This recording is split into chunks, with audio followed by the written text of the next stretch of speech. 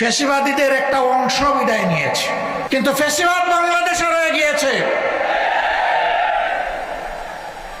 ফ্যাসিবাদীদের কিছু লক্ষণ আছে। এক নম্বর লক্ষণ হচ্ছে দুর্নীতি,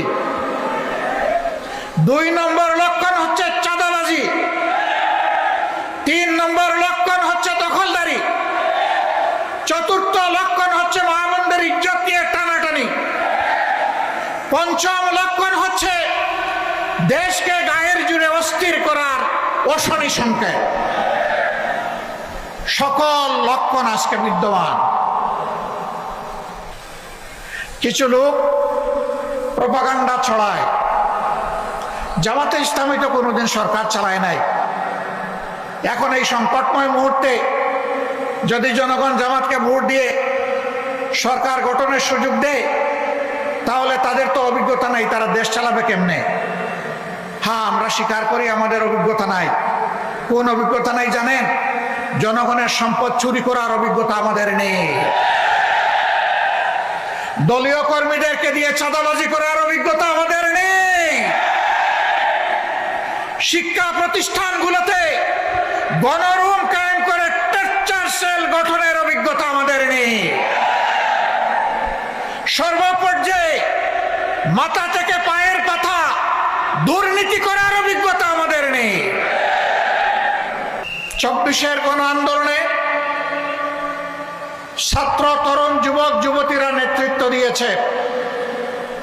আমরা বরাবর তাদেরকে অভিনন্দন জানিয়েছি, আজও অভিনন্দন জানাই। তাদের নেতৃত্বে বাংলাদেশে শিশু থেকে বৃদ্ধ, নারী থেকে পুরুষ, সকল শ্রেণী পেশার মানুষ জীবন বাজি রেখে খোলা গুলি এবং আগুনের মুখে তারা লড়াই করেছিল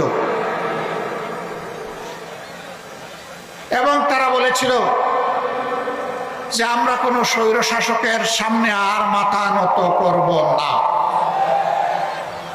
তারা বলেছিল আমরা একটা নতুন বাংলাদেশ চাই। তারা বলেছিল আমরা একটি দুর্নীতি দুঃশাসন মুক্ত মানবিক বাংলাদেশ চাই। আমাদের ছাত্র যুব সমাজের আকাঙ্ক্ষা ছিল আমরা একটা উন্নত শিক্ষা ব্যবস্থা চাই। শিক্ষা শেষে আমরা আমাদের হাতে কাজ চাই। এই কাজের মাধ্যমে আমরা দেশ গড়তে চাই। কিন্তু আমরা কি দেখতে পাচ্ছি? কেউ কেউ এই পরিবর্তনে খুশি নন। সম্ভবত কারণ এটা পরিবর্তন